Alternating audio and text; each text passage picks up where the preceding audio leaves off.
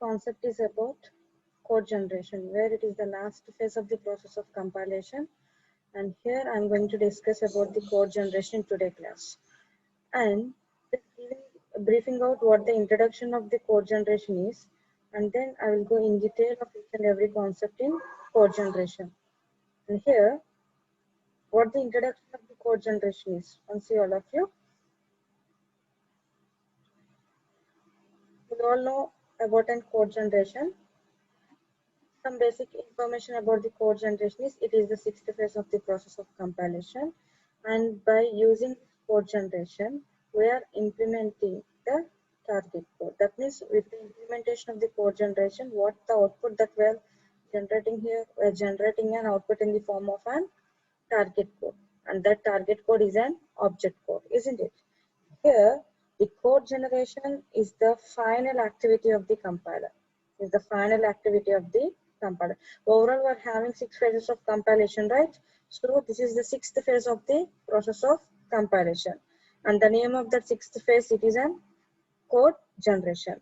And here, this code generation is a process of creating the assembly language, or we can also take as an machine level language. That means here the process of creating the both assembly language or machine level language statements which will perform the operations specified by the source program. And when they run, here you all should make a note that when they run, then only we are getting an output code, right? So here we know this is the final activity of the compiler, and here with the code generation, here what the process is going on is process of creating the machine level language statements, and these machine level language statements will perform the operations that are specified by the source program and there are, and what the properties of the object codes are.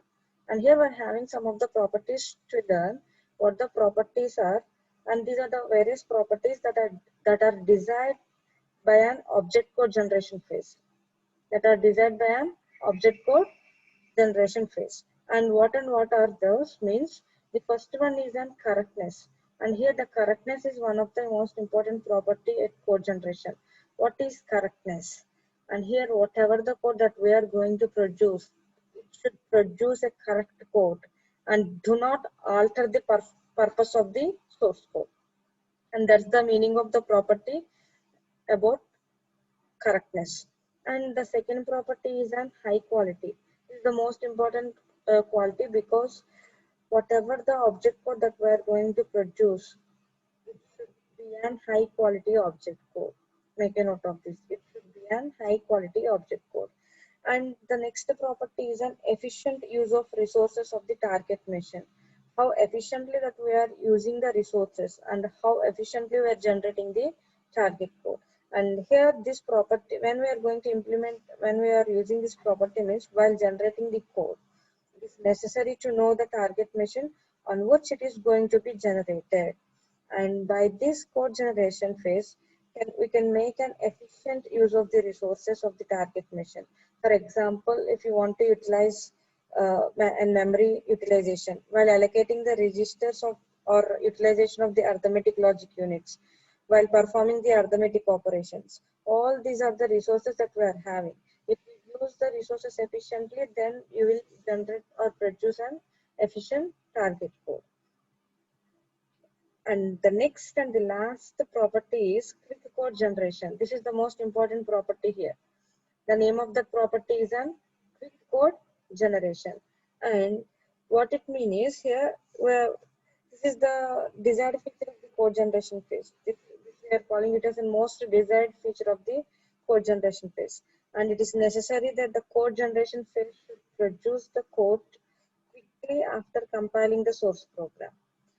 And this is another property. The name of the property is an quick code generation. And how many properties that I explained up to now? Only 4 properties. Here, for generating an object code by implementing the phase like an code generation, these are the 4 important properties that we are having. And by making use of these important properties, finally we are generating our target code. And here And what are the main tasks of the code generation is? Here we're having most three important tasks of the code generation. And I start with this the code generation phase just by introducing what the code generation is and what are the various properties that are desired by an object code generation phase. And now I'm talking about what are the main tasks of the code generators. By using this code generators, we're generating the code, right? So what the main task of the code generators is, here we're having only three most important tasks. The first one is an instruction selection, the second one is a register allocation and assignment, and the third one is an instruction ordering. And now knowing each and individual task, what it is, and here what the instruction selection is. Here we need to choose an appropriate target machine instructions to implement the intermediate representation statements. IR is nothing but an intermediate representation statements, right? And what, for example, if you're having an question like what are the tasks of the code generators? These are the three most important tasks of the code generators: instruction selection, register allocation and assignment, instruction ordering. And what is an instruction selection and how the task is going to be performed? And here the task is implemented just by choosing an appropriate target machine instructions to implement the intermediate representation statements. And the second one is about an register allocation and assignments. Here, deciding what values to keep in which registers. By using this, what the task of this register allocation and assignment is, deciding what values to keep in which registers. And what about the instruction ordering? Instruction ordering.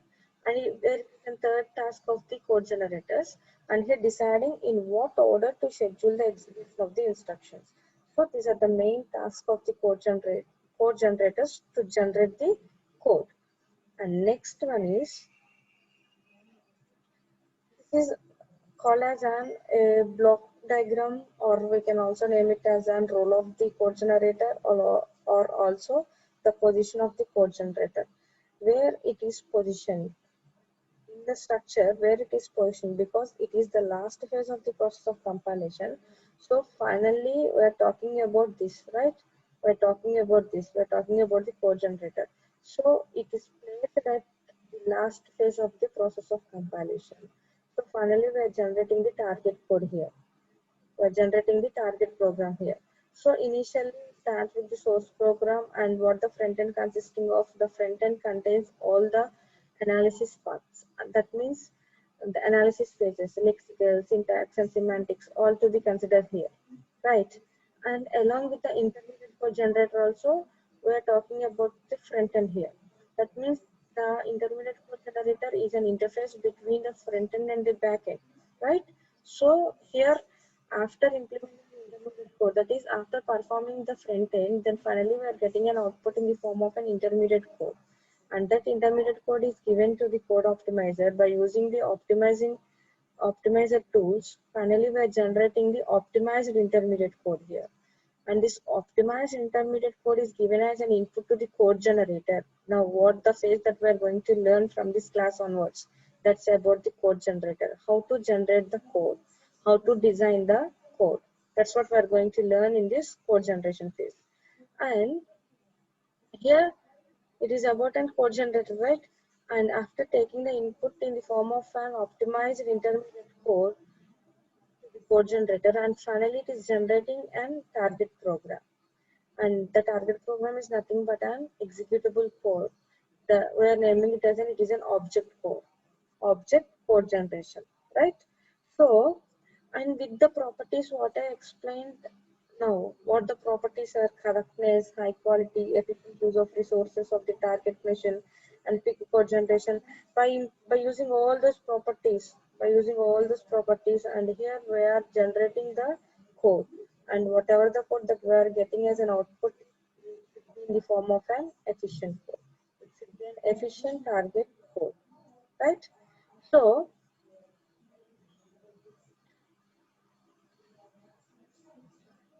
and see here we're having a symbol table, right? The symbol table is a subphase of the process of compilation, and here each and every phase is connected to the symbol table. What it means, it is acting as a data structure here.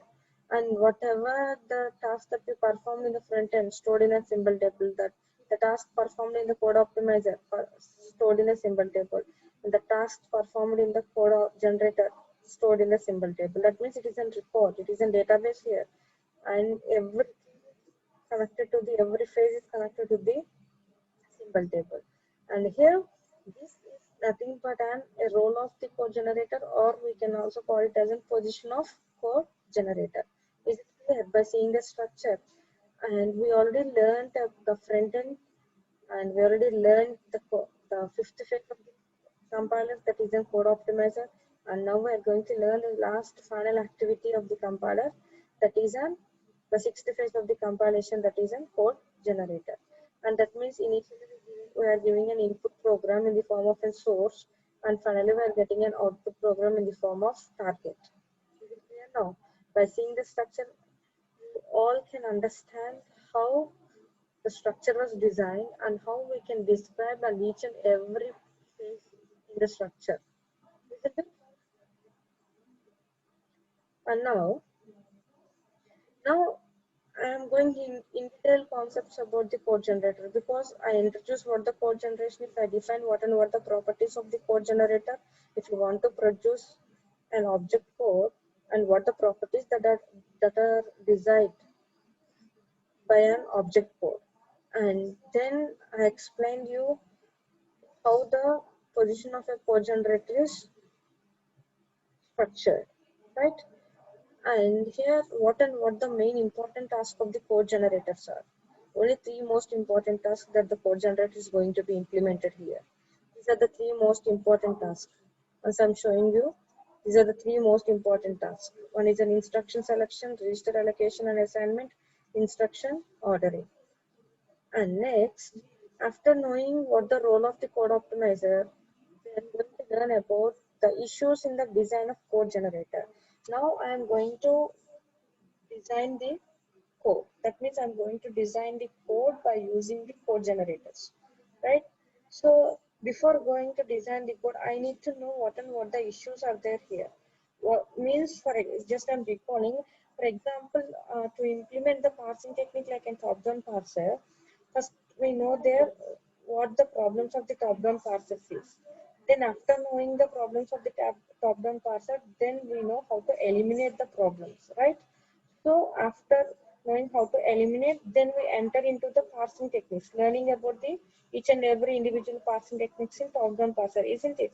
So here also, to design the code generators, to design the object codes by using the code generators, and what the issues that are considering here. That is, what the issues that are there if you want to design the code generators. Design of the code generator consisting of some issues. What are those? And I'm knowing in detail about each and every issue here with an examples. And here I'm going to discuss about the issues in the design of code generator, and briefly describing about each and every individual issue here, and showing you some examples for the issues, right? So, and this is totally a machine dependent code generation. Totally, this is a machine dependent code generation. And here only we're taking the intermediate code as an input and generates the target machine code as an output. And that's about the position of the code generation in compiler process, isn't it? So, and now I'm knowing an in detail functionality or in detail implementation of this code generation phase.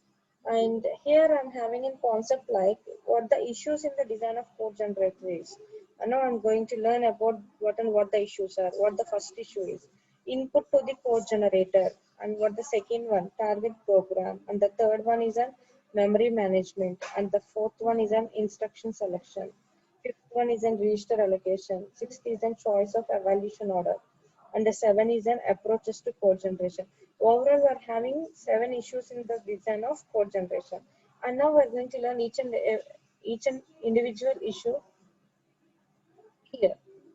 I'm showing with an example, and some issues consider the example, some issues does not having any examples, just having some context to know what it is and how we're going to define. That's it. And here my first issue in the design of code generator is input to the code generator. And here, see what the input should be. What the input should be in the code generation phase. In the code generation phase, it takes the intermediate code as an input.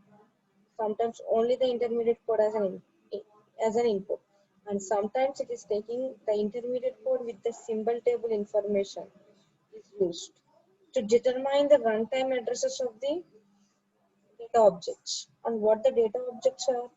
The data objects are denoted by the names in the intermediate representations. And here, the intermediate code may be in any form. Maybe in any form. That means we are having several choices. It may be in quadruples, or it may be in postfix notation, or it may be represented using some graphical representations like syntax trees or DAGs, or it may be in a form like an three-address code, like that. Here, the intermediate code generated, what are the intermediate code generated by the front end? The code generated by the front end should be such that the target machine can be easily manipulated. So in order to generate an appropriate target machine code, we need to use all these. We need to utilize all these several forms of intermediate codes, right? So here in the front end, of the compiler, it, they may be necessary for implementing and type checking and type conversions. These are need to be done because there itself we need to detect. That means the detection of the semantic error should be done before submitting the input to the code generator. Right. So, and what the input to the code generator means, we are detecting the semantic errors here. The detection of the semantic error should be done before submitting the input to the code generator. And finally, the input to the code generator means that in the code generation phase, requires the complete error-free intermediate code as an input. Then only we can generate the error-free output, isn't it? So these are the some of the issues in the input to the code generator. And this is the context of input to the code generator. What the input to the code generator is, and what the forms of inputs that we are taking here, and what we are going to produce. See, we are assuming the front end and producing the low level intermediate representations. That means the values of the names in it can be directly manipulated by the machine instructions, because totally it is a machine dependent code, right? So here totally we are generating the machine level language. We're generating a machine level language code. So this is the first issue in the design of code generator. And what the second issue is, the second issue is about a target program. And target program is nothing but an output, right? We are calling here output program as a target program. And the second issue in the design of code generator is a target program. Here, the output of the code generators is an target programs. And here, the target program comes in three forms. What are those three forms means? It may be an absolute machine level language, or it may be a relocatable machine language, or it may be an assembly language, where the output may take any variety, any of the form. And that means we are having some variety of forms. It may be in any one of those, right? Absolute machine language means an executable code. A relocatable machine language means the object files for the linkers. And assembly language means it facilitates the debuggings. And these are the three most important forms that we are having here. And the advantage of producing the target code in absolute machine form. That means that when the output is in the form of an absolute machine language, then what the advantage is, it can be placed directly at the fixed memory location and then can be executed immediately. That means the benefit of such target code is that small programs can be quickly compiled here. And for example, if you take like a VAT or PLC or the compilers, are the types of the compilers here, which produces the absolute code as an output. And if you get an output in the form of a relocatable machine language, that means in the form of the object files for the linkers. Then what the advantage here is, the advantage of producing the relocatable machine code as an output is that the subroutines can be compiled separately. The subroutines can be compiled separately. Subroutines can also be called as a subprograms. When you are compiling separately, then we are having some advantage, because uh, if you done separate compilation, separate compilation, then we can easily find out the errors. That means you can easily encounter the errors. That is one of the advantage here. And here we're talking about the relocatable machine language, right? That means if the output is if the target program produces a relocatable machine language means, that means it is in form of an object files for the linkers. And here, these relocatable object modules can be linked together and loaded for execution for a linking loaders. And what it means is this offers a great capability of compiling the sub program separately or subroutine separately. And if the target machine cannot handle the relocation automatically, then the compiler must provide explicit relocation information to the loader in order to link the separately compiled subroutine segments, right? And if you produce the third form, like that means if you produce the output in the form of an assembly language, and what the advantage here we're having is the code generation process is easier here. Output, if the advantage of producing the assembly code as output, that makes the code generation process easier. how how it makes the code generation process easier means, here we're having some symbolic instructions, right? The symbolic instructions and the macro facilities of the assemblers can be used to generate the code. That means it is an advantageous to have the assembly language as an output for the machines with small memories. And if you use all these three forms, that means if you get the output of these three forms of the output target code, and it is always preferable to have the relocatable machine language code as a target code, because there we're having the object files that are to be object files for the linkers. That means here we are modules, linking the modules, and finally we are getting the target code, right? And these are the three most important forms here. Those are the outputs of the target codes, forms of outputs of the target code. And what the next issue is here, the next issue is about a memory management. What a memory management is, and here we're having two ends. One is in front end and another one is in back end. And in the front end, all the machine independent codes can be considered, and in the back end, totally machine dependent codes are considered. That is machine dependent code and machine independent code. We are having two types, and the front end is in machine independent and the back end is in machine dependent. Here in memory management, though both the front end and the code generator performs the task of mapping the names in the source program. That means why we are mapping this means to address to the data objects in runtime memory. It is useful for addressing the data objects in runtime memory. And here the names used in the three address codes, whatever the names that we are using here in the three address codes, those are refers to the entries in the symbol table. Those are the entries in the symbol table. That means the type in a declaration statement determines the amount of storage mem. That is here the amount of memory storage that is needed to store the declared identifiers.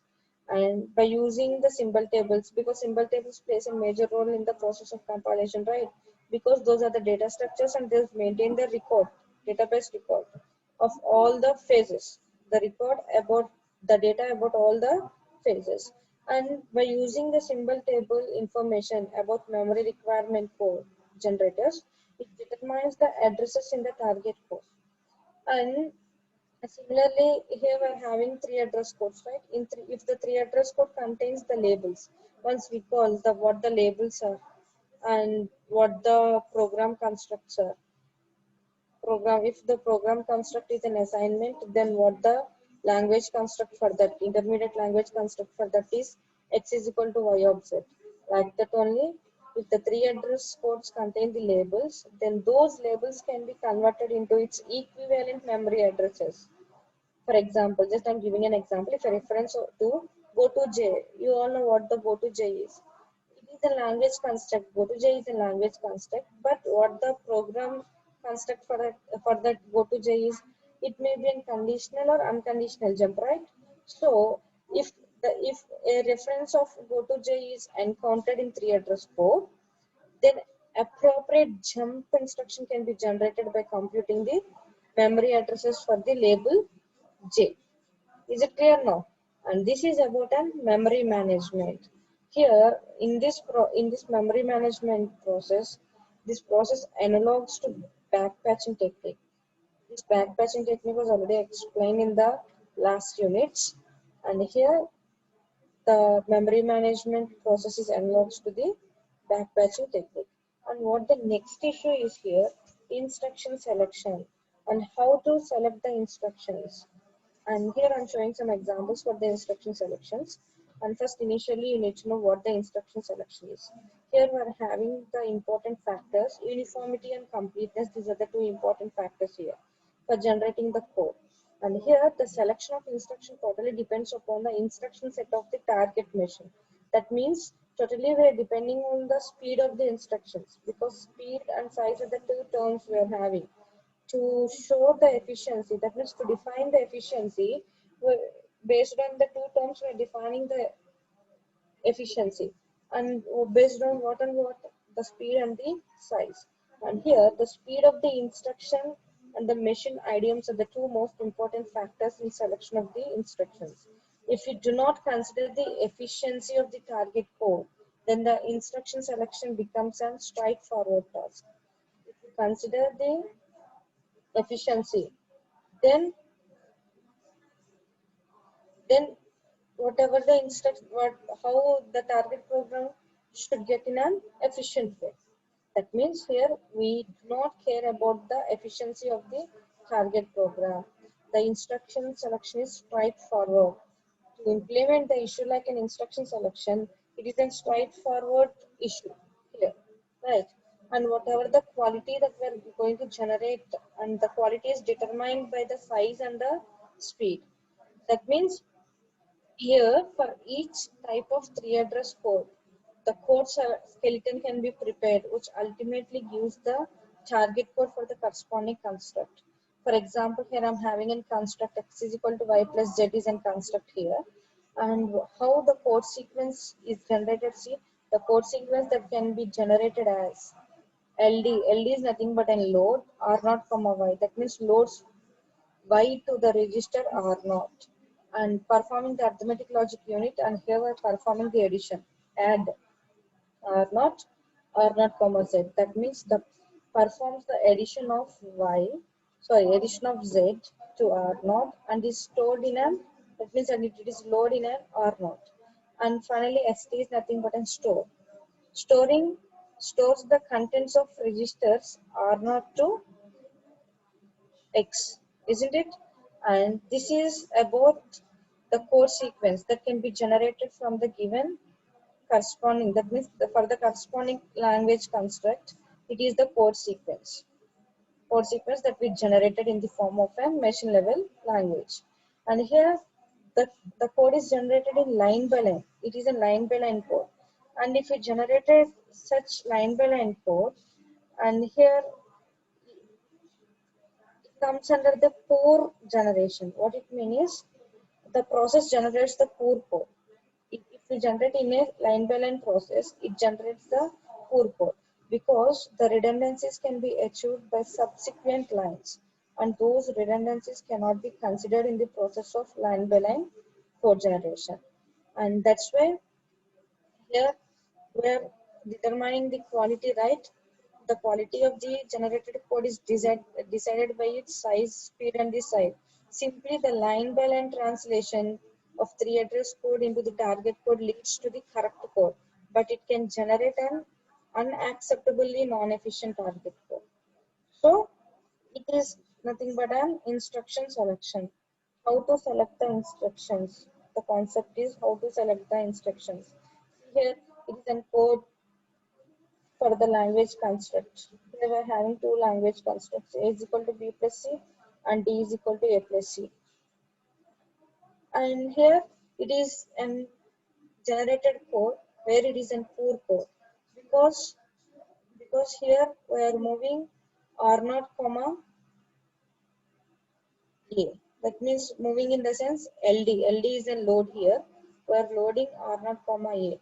And this R0 move or LD R0 comma A is not used. And the statement LD A comma R0 is redundant.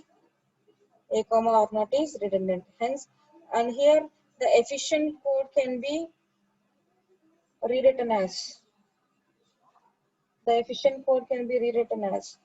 just by improving the efficiency of the code, because the code that we're going to generate is in poor code, then automatically it leads to an inefficient, right?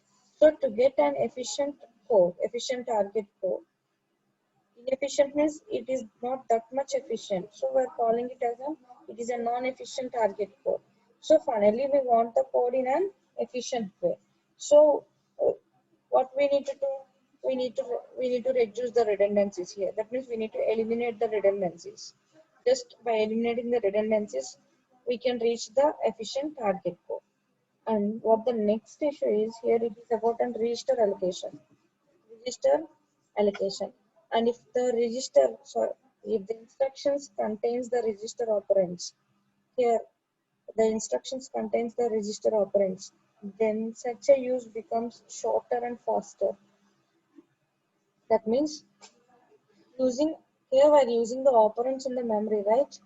And maybe shorter, it becomes sometimes shorter memory or it becomes sometimes in faster memory when you use an operands in the memory. And while generating a good efficient utilization here, utilization of the registers is an important factor, right? So what to generate the good code efficiently, then what the important activities that we need to done while using the registers means, here we're having two activities. One is a register allocation and the next one is a register assignment. And in the register allocation, during the register allocation, we need to select an appropriate set of variables that will reside in the registers. And the next one is then register assignment. And here during the register assignment, we need to pick up the specific register in which corresponding variables will be reside. Right. These are the two most important activities we should done while using the registers. We should implement while using the registers. These are the two most important activities here. One is an register allocation and the another one is an register assignment. And here we're having certain machines requires the register pairs. For example, an even pair and an odd pair. That means even odd number registers for some operands and the results. And if we're having like that, then those comes under the complications that imposed by the hardware architecture. What it means here, some certain machines require the register pairs, maybe an even or odd numbered registers for some operands and results. And just I'm giving an example here. What the register pairs means for multiplication and division, these two comes under the register pair. We need to register for the multiplication and we need to register for the division. That means the system integer multiplication requires the register pairs here. And see the example here. We are having an example. The multiplication. See the example here. Here we are having the code sequence mx comma y. That means we need multiplication. M is nothing but a mul. If you use mul multiplication, mx comma y is there here, and here x is the multiplicand. That is, it is the even register of an pair. Y is an pair here. Y is an registered pair, and this x is the multiplicand where it is an even register, and it is pairing to the y. So it may be an even or odd. It may be an even or odd. First, initially we define what the x is. It is an even register, and we don't know what the y is, right? Maybe an even or maybe an odd. So those we can call it as an register pairs. right? And here the system integers like an IBM system integers multiplication requires the register pairs, and the multiplicand value is taken from the odd register pair, and the multiplier, who is the multiplier here, y, is a single register here, and the product occupies the entire even or odd register pairs. And this is an example for that register allocation. And these are also some examples if we are having the three address code statements like this: t is equal to a plus b, t is equal to t into c, t is equal to t or d, or t is equal to a plus b, t is equal to t plus c, t is equal to t or d.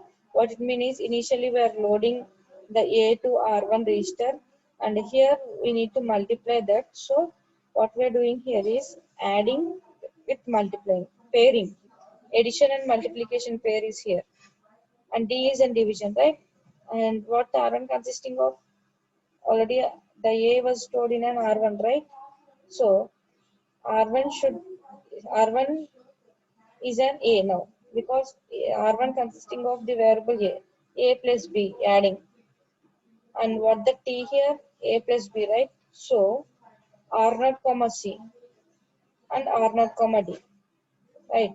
That means here we are pairing. What the pairs means here, what the register pairs is here, r0 and r1 are the register pairs. That means here we are performing addition, multiplication and division. And finally, we are storing the t value, the value of t in R1, isn't it? And see here, t is equal to,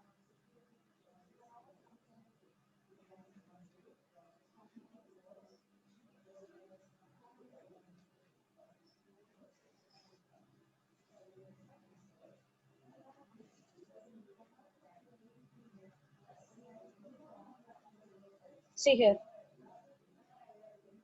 t is equal to a plus b, t is equal to t plus c, t is equal to t or d.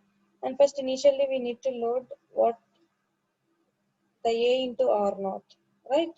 So, and now I am performing addition, because here we are having a plus c, a plus b plus c.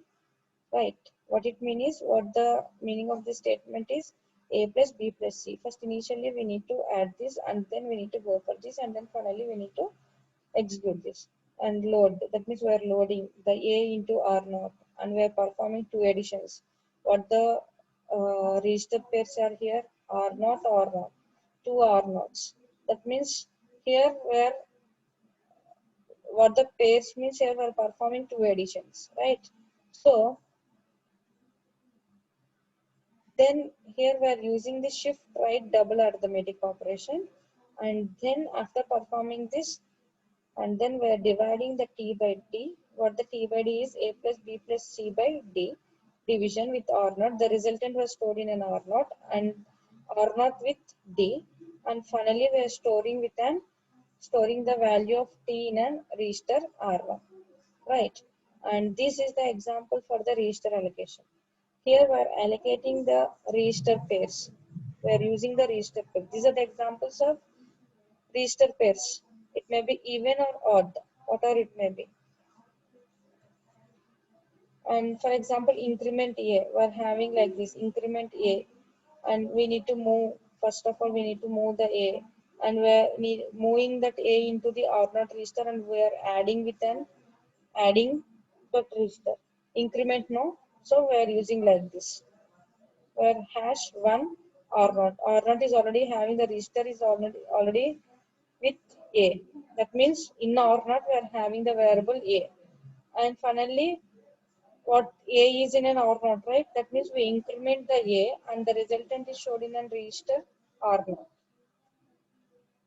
And the next issue is about an approaches to the code generator. And here, what are the approaches to the code generator? And this is also the most important factor for a code generation. And it should produces the correct code. And with this issue, various algorithms for generating the codes are designed. Is it clear?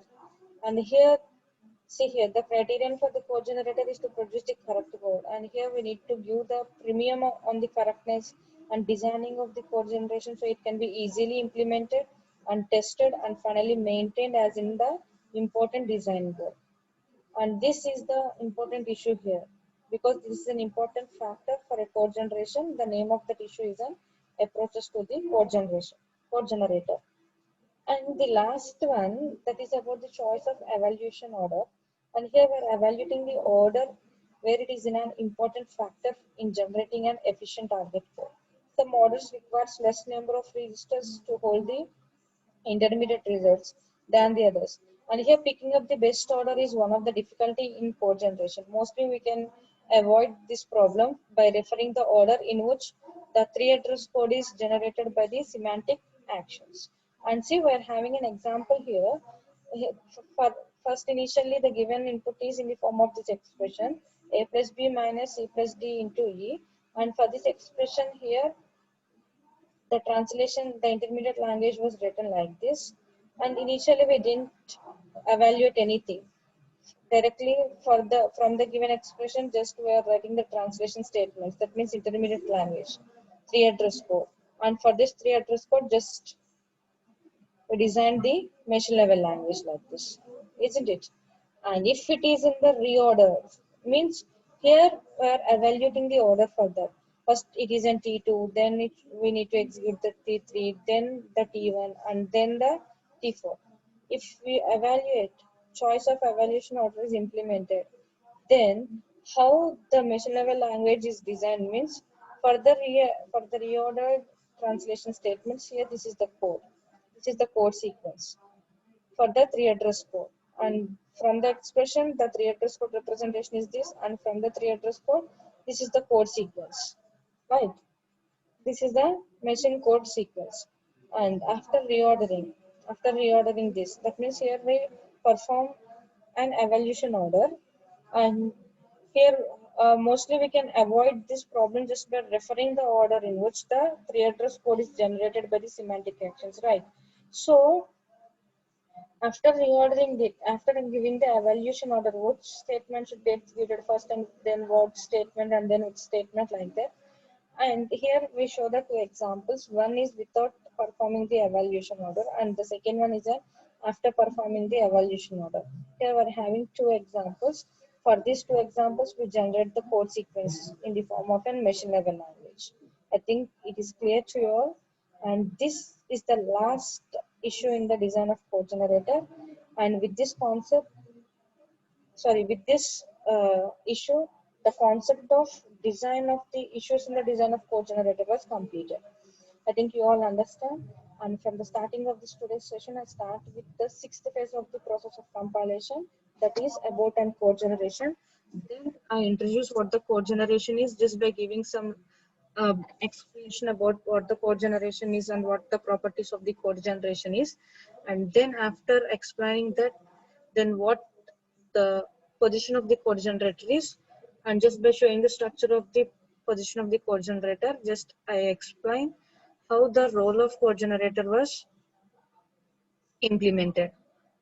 And then the first important concept here, what the first important concept here to design the code generators. First, initially you need to know what are the issues in the design of code generators is. Then by knowing the issues, then only you can easily design the code generators, right? By implementing various algorithms. And totally this is a machine dependent code. So I start with the concept of the issues in the design of code generator. And here we are having overall 7 issues, and I explain each and every issue here, and for some issues I show you the examples also. So with this concept, the introduction part and the issues in the design of code generator is completed. And in the next class, I will explain the target mission. Or I will discuss about the target mission, what is a target mission, and how the target missions are described here with the examples.